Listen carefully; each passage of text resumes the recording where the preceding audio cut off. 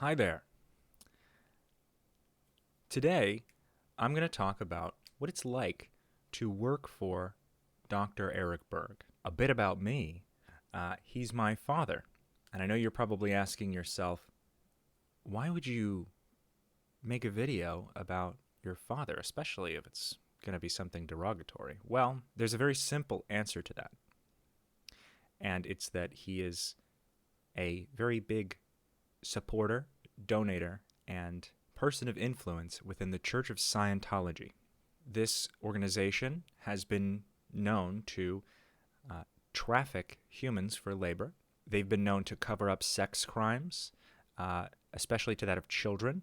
They are prolific in their legal harassment and personal harassment of individuals who are critical of this cult's methods and ways. I myself was born and raised in Scientology.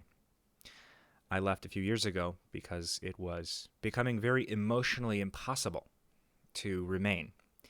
I was in a very low place. It had stripped me of all self-esteem, all foundational perspective of myself, as well as others I've known, just being decimated financially and emotionally by this cult. The Dr. Berg you know is probably the smiley, helpful, some might even call him life-saving, keto guru on YouTube. I cannot attest to whether or not he's saved lives because most of his advice comes from other sources, but I can say that he's pretty well known. Contrary to popular belief, he is not, in fact, a great person. So today, I'm going to give you a glimpse at what it's like to work for Dr. Berg. He's not actually a doctor. He's a chiropractor. He has no medical license to speak of and is disinterested in medicine as a whole, as he thinks all doctors are tools for big pharma to spread indoctrination about the dangers of psychiatry. He actually discredits doctors on a regular basis, even though he knows a fraction about medicine compared to what they know. So let's get started, shall we? What did I do while working for my father? Well, when I worked for my father, I was the director of quality assurance. The reason I got this job was because I was trained as a Scientology auditor at the Flag Service Organization, the spiritual headquarters of Scientology in Clearwater, Florida. My job was to review customer service calls, manage and train the what he would call keto consultants, sort of like a health coaches that would take people's calls and review what they're doing and fix them if they were having problems. This was a very tedious job, but I digress. My job was to make them as good as auditors, because in his mind, Scientology technology is not just for finding spiritual enlightenment, I guess, which I can't even really say Scientology is for, but it is, for him, it's to make money, which is something Scientology does very well, because, well, they are good at pressuring you and extorting you, manipulating people into giving them money. There were actually many cases where the churches of Scientology, they're called orgs or organizations, certain orgs were opening credit card accounts and opening new bank accounts for people who could not afford it, maxing those credit cards and putting their members into a tremendous debt. This was called the Chase Wave, and you can look it up. Now, I cannot say whether my father has done something like the Chase Wave or credit card fraud or what have you, but he is not a good person to work for, and I'm going to tell you why. Now, starting off, my dad, I'll say Dr. Berg from now on, because that's just how most people know him. Dr. Berg hires about 98, 99% Scientologists only. You are not going to get employed by Dr. Berg if you are not a Scientologist. He will put you on a independent contractorship basis, perhaps, to outsource work. And if you are cheap, because he loves saving money while also improving his margins, he wants to take in way more money than he spends, which is a classic sort of capitalist motive. But he is pretty voracious at times. His attitude with running a business is that because he is an influencer, he must be in control of every single facet of the organization's operations. He's kind of a I need it done yesterday kind of guy. Very high pressure, very aggressive when his ideas are not validated, as dumb as they might be. I mean, this guy has a turnover rate that is pretty high. Most of the calls that I reviewed were about getting refunds or about his products not working. And he had two options for these people.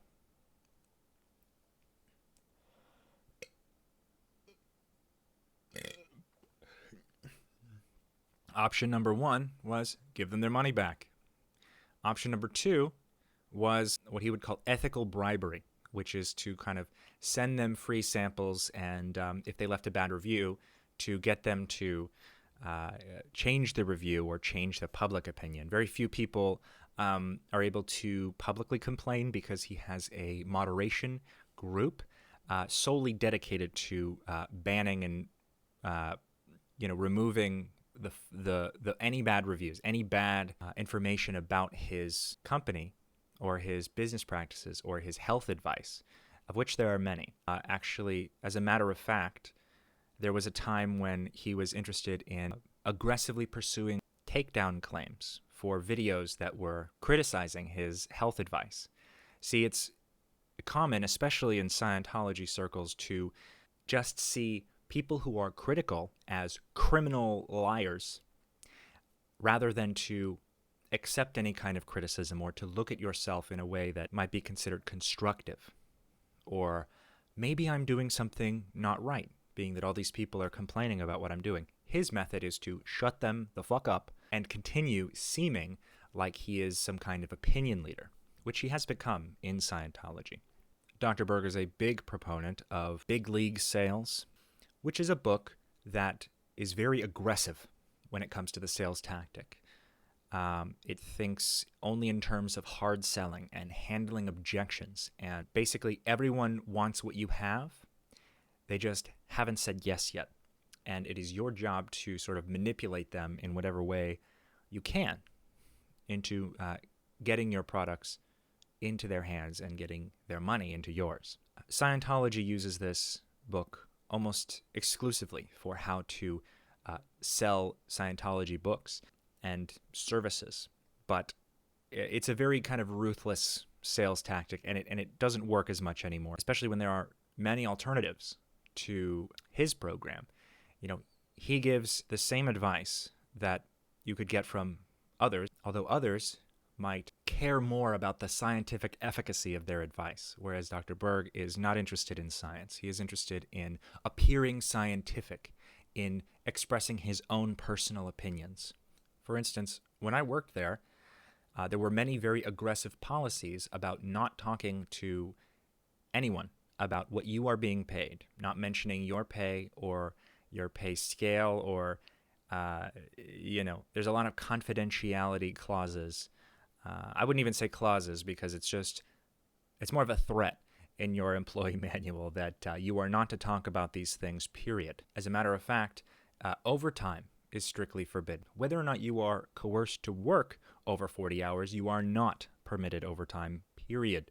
There is you actually have to submit a Scientology-based request called a CSW, or a completed staff work, that requests overtime, and it has to go all the way up to the top, which almost never happens unless you are sort of asked to work overnight on something, then perhaps to sweeten the deal or to get you to do the work, then maybe you'll get overtime. But that never happened when I was there, and it would probably only happen if you were very high on the totem pole. Everyone in his management team is a Scientologist. I would even wager that his number two, who runs the business, a woman by the name of Roxana, is also a Scientologist by association. Not only does she use Scientology on an everyday basis, she went to the org in DC to do courses on business. These business courses are from the World Institute of Scientology Enterprises, or WISE, it is no different from Scientology. It is not a secular organization in the slightest. It's actually been critiqued as a wildly inefficient and ineffective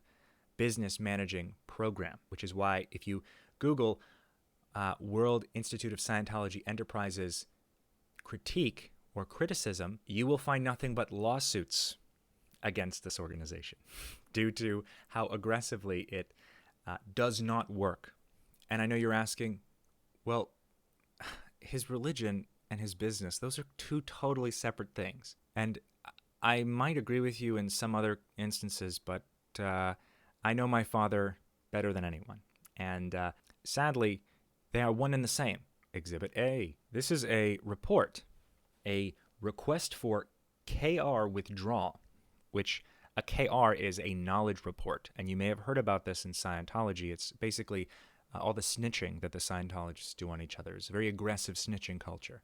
It's a lot of self-policing, getting others in trouble for very minor things that you believe is out ethics. And it could just be their critique of you or their critique of Scientology, especially their critique of Scientology. If you worked for Dr. Berg and you critiqued Scientology in any capacity, he would report you to Scientology.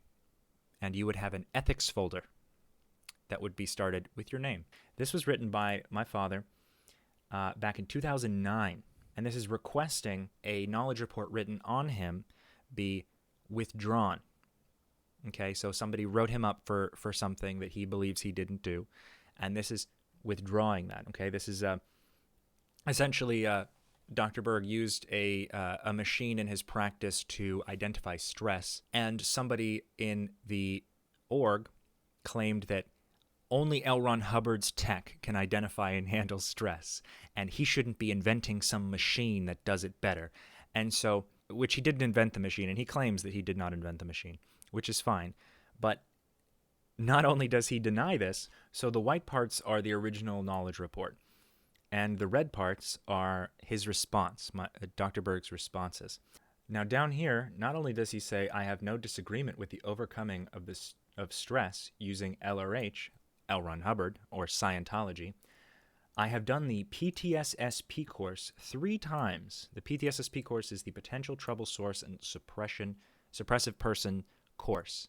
It's for confronting and shattering suppression. Now, if you've seen my previous video, one of my previous videos, I mentioned that a suppressive person is essentially the evil guys in Scientology. They are sort of snake in the grass, worse than the worst, better off dead villains of Scientology. And the way you become a suppressive person is by being critical of Scientology.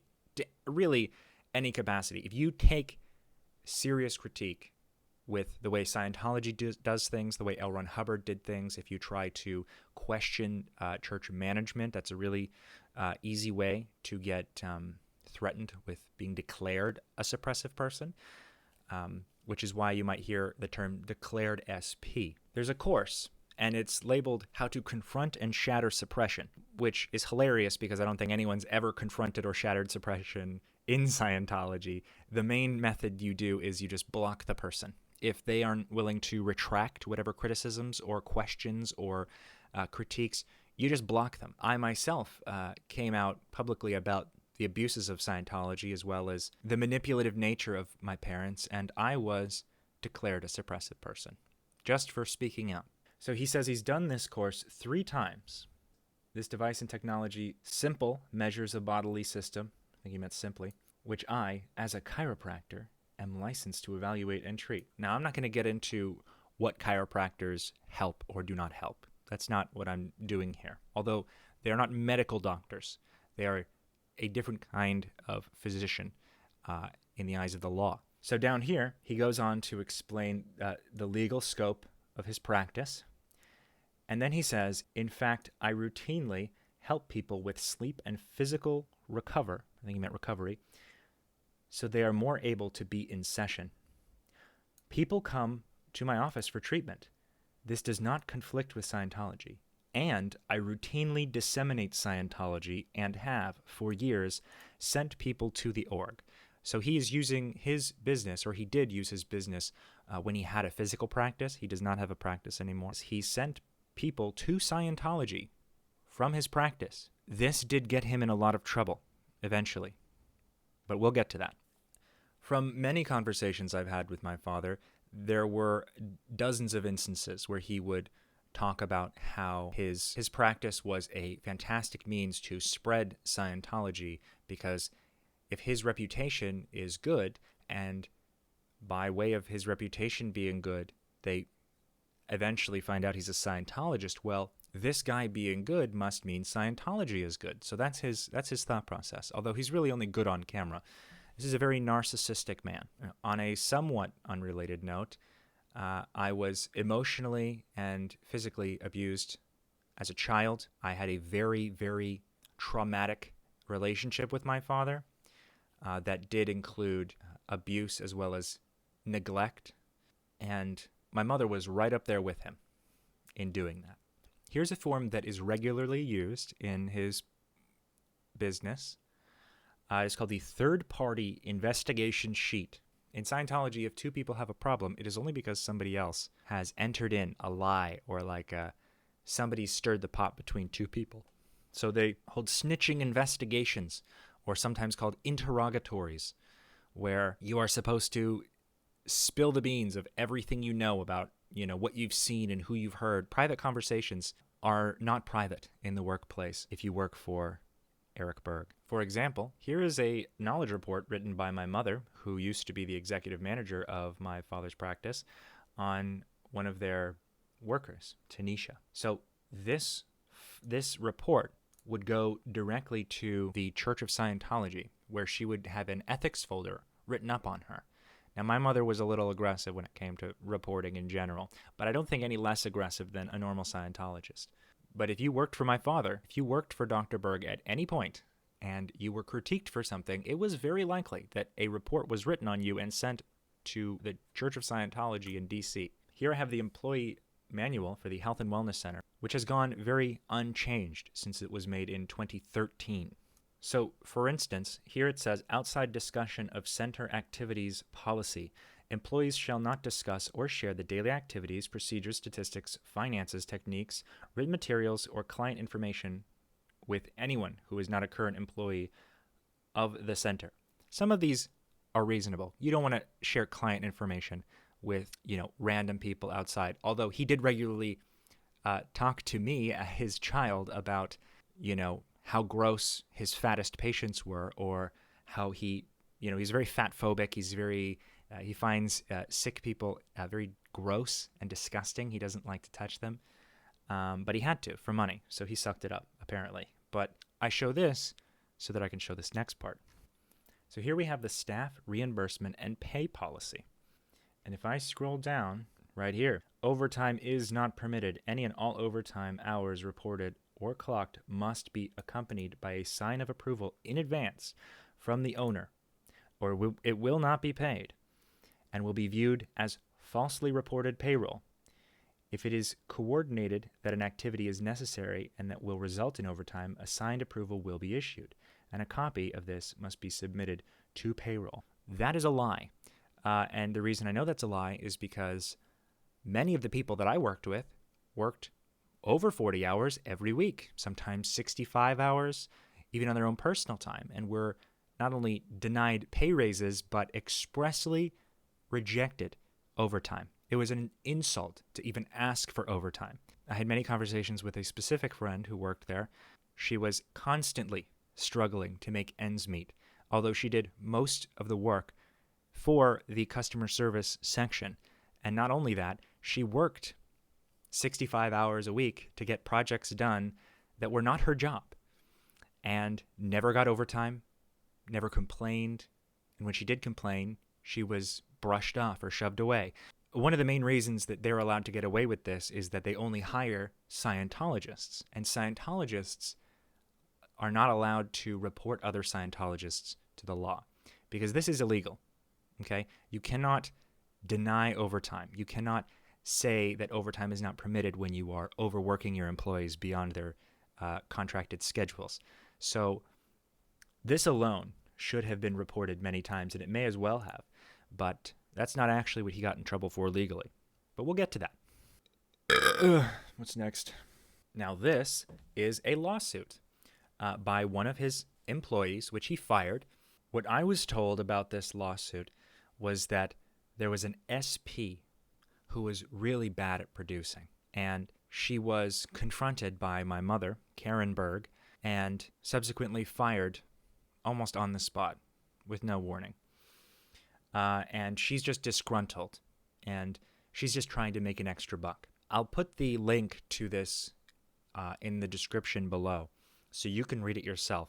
But what the actual allegations are in this case were that he used Scientology recruitment techniques on his ex-employee, attempted to subject her to Scientology auditing procedures, as well as had very inappropriate conversations with her about how her religion was fake, and a bunch of other stuff. The allegations in this report are absolutely crazy. He told me privately, he's like, yeah, I might have done some objectives on her, which is another form of Scientology auditing.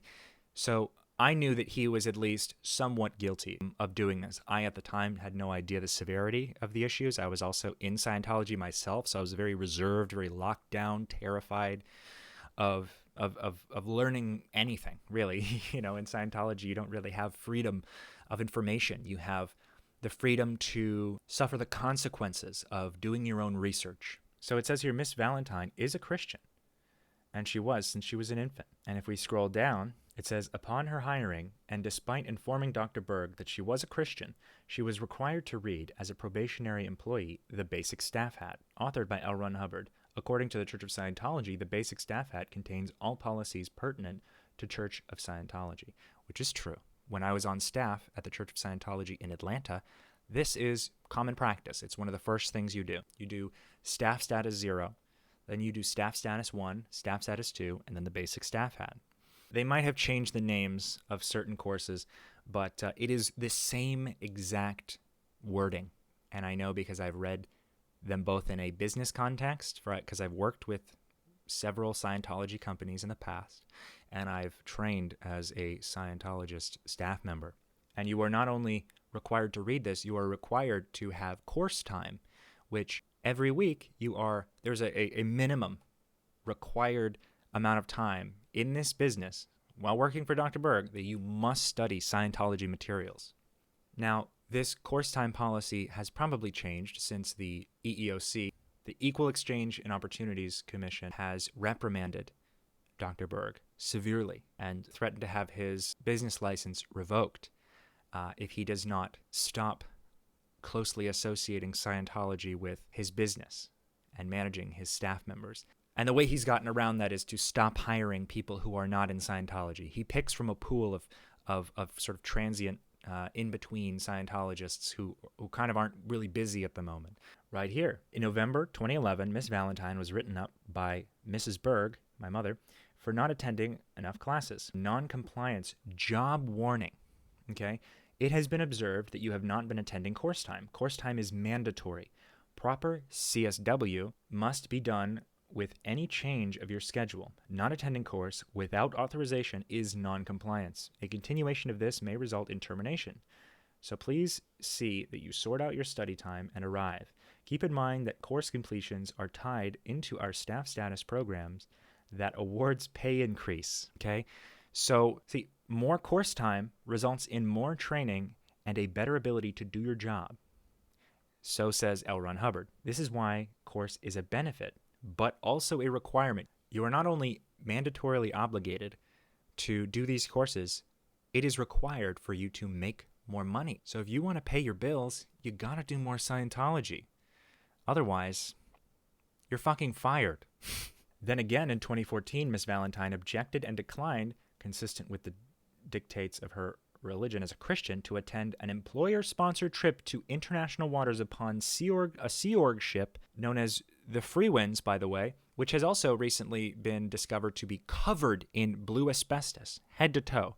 So this cancerous, dangerous vessel that is used as a religious retreat, she was reprimanded after being encouraged to take this trip by Dr. Berg. And it is only crewed by Sea Org members. It is a recruiting tool, and a dangerous one, from what we know recently. The Sea Org is what you join when you sign the billion-year contract. And if you want to know what it's like to be in the Sea Org, I would recommend you read Mike Rinder's book, A Billion Years. Right here, around the time when Miss Valentine was directed to attend a Sea Org trip by Dr. Berg during a class at the Church of Scientology, which he invited his employees to go to, an instructor presented Miss Valentine in a private meeting with an old brown suitcase. He's probably referring to an e-meter suitcase that they used to come in these big, bulky plastic cases. The instructor opened the suitcase, and inside was a brown and pewter-colored machine. This is the e-meter that they're talking about. The instructor told Miss Valentine he could tell whether or not Mrs. Valentine was telling the truth by using this machine. He asked her questions about where she lives, her age, whether she ever had a felony, whether she's ever taken drugs, and other intrusive personal questions. She was given a Scientology sec check, security check, interrogation. Okay? Dr. Berg requested this to happen. Most likely because when she denied to go on the much-loved free wins, he thought, who would ever not want to do that? What are you hiding? I should get her security checked. She might be a suppressive person. I'll continue. Here's where it gets real fun. Throughout her time working for defendant, Ms. Valentine would be subjected to auditing-type meetings with Dr. Berg at the workplace and during working hours. In a typical meeting, Dr. Berg would invite Ms. Valentine into his office and begin asking a series of spiritual and personal questions. These meetings were face-to-face, held in private, were mandatory, and occurred during work time. During these meetings with Dr. Berg would complain about how he was raised a Christian and how his Christian mother was a hypocrite. He would tell Miss Valentine about his past lives and how his participation in the Church of Scientology gave him greater knowledge and how everyone has a past life. During these meetings, Miss Valentine would explain her beliefs were Christian and that she did not believe she had had a past life. Dr. Berg would respond by claiming to have superior knowledge, which could not be explained based on his own experience, but which could only be explained by the experiences he had had in past lives. He claimed to have had past lives as a famous author and a military officer. These meetings would take place approximately 2 to 4 times a month and were mandatory. These meetings sometimes would last somewhere between 20 and 45 minutes.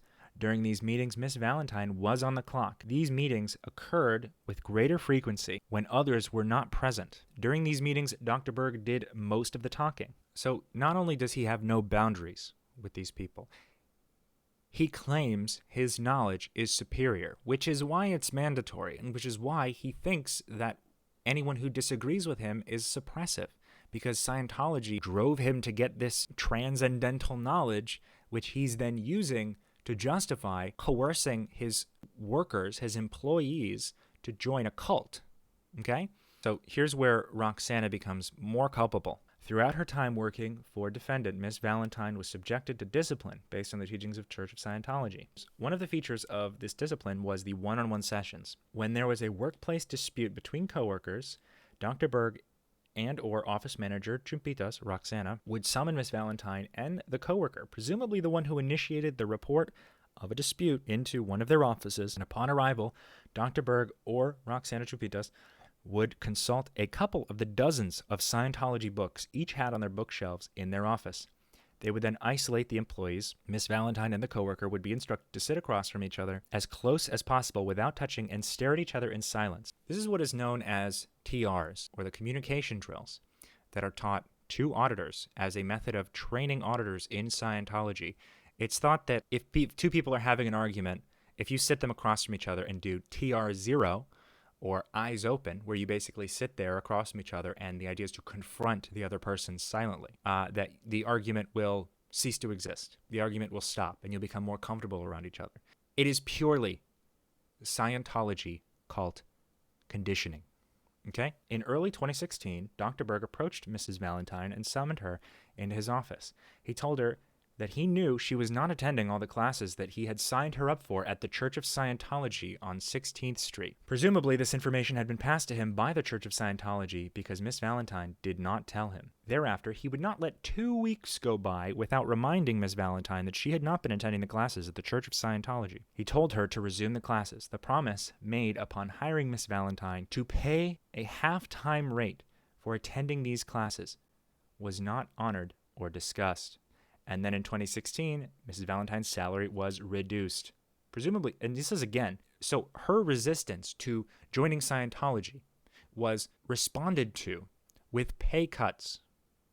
Okay? This makes a lot of sense to me because I'm very familiar with these kinds of environments and rules and policies.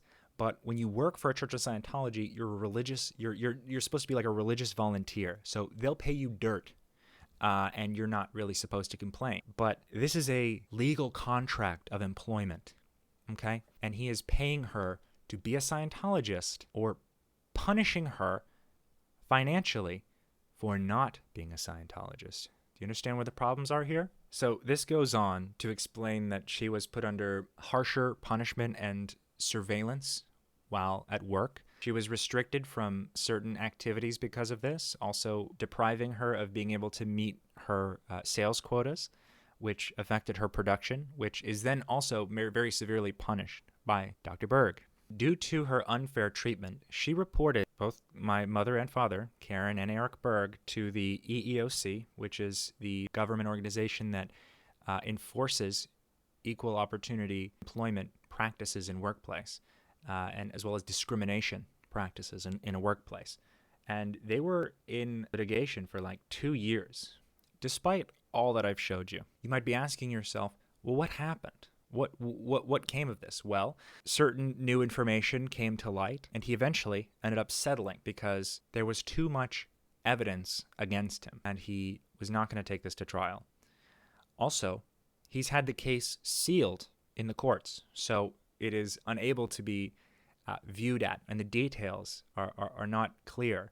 I do know that he had a cult apologist, a famous cult apologist, write a big dossier, a big essay on how wise tech is just as, is very secular from Scientology, and it has nothing to do with each other. Apparently it was so laughable. That itself was probably a reason why the case was sealed. Now, as for me personally, I left due to a sort of disregard and disrespect for my own physical and mental well-being. This was around when COVID started. He was also very expressly against working from home. So it didn't work. I was also never officially fired. There was a conversation I had with Chelsea Taylor, who was working as his HR, if you could even call it that. We would have these conversations where I said, I don't know if I can work here with this kind of treatment because I want to do the work, but I just don't feel like getting the older ladies who were in the office sick. And she said, well, that seems like it's a problem. And I'm like, well, where do we go from here? And she said,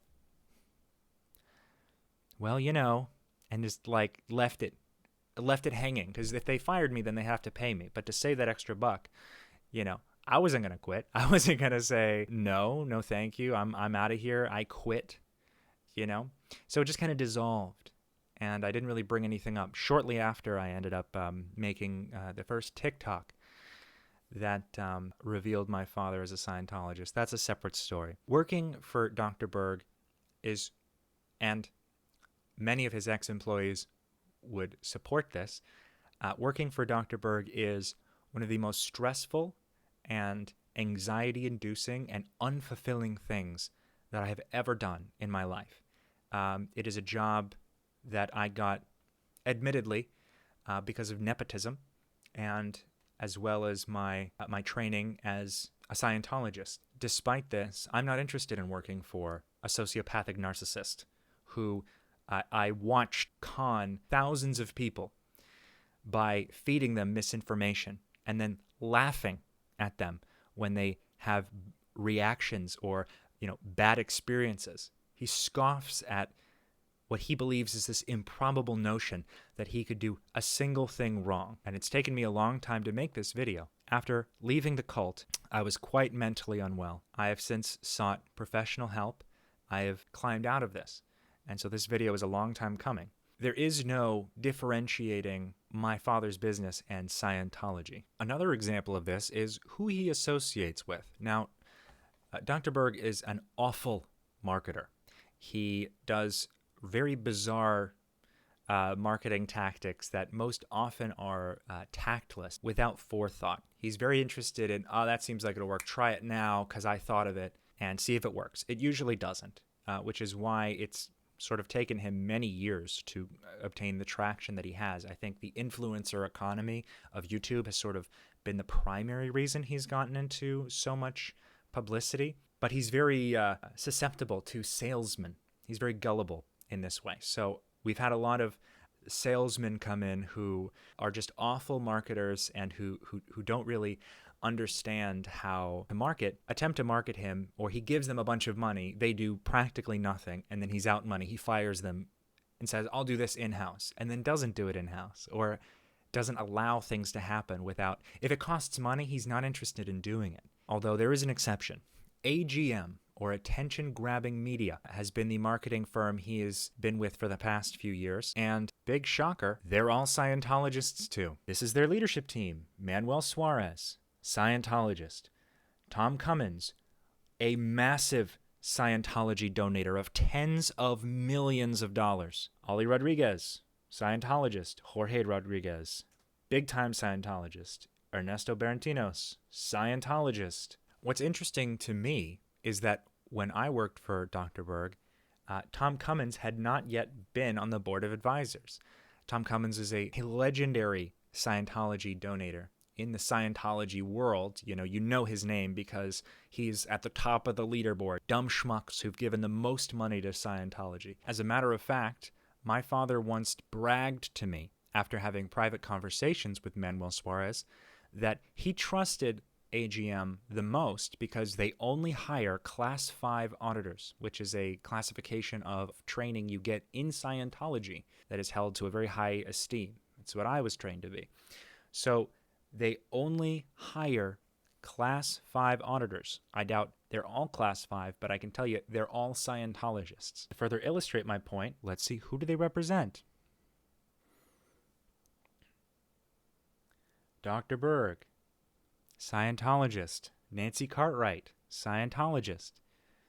Frank Suarez, which is Manuel Suarez's father, who's essentially like the Dr. Berg of Mexico, Scientologist. Rudy Rodriguez, I think she's a soap opera star, Scientologist. And I can almost guarantee you that every single one of these people are also Scientologists. You can see they're quite picky with who they choose. And by picky, I mean bias. Now, I could go on and on about how associating with Scientology is immoral and dangerous. And many of you out there have personal experience with working for Scientology companies. I'm sure you also have plenty of stories of being duped out of pay, out of time, out of personal integrity. I'm sure most of you have had to do very awful things for these companies. And I want to say, it doesn't matter what you've done, or more so, your past does not define you. What you do about it, how you move forward, how you learn from it, is what makes you either good or bad.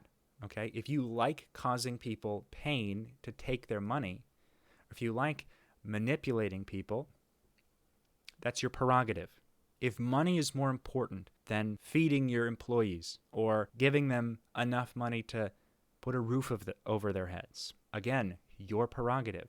And if you're doing it just within the sliver of legal permission that you can, it shows who you are as a business person and as a moral person. I'm speaking out against my father because how I was treated as a child and how I was treated subsequent to my abuse in Scientology. And as a matter of fact, I have another video I'm working on that talks about how I was trafficked by my parents into labor for Scientology.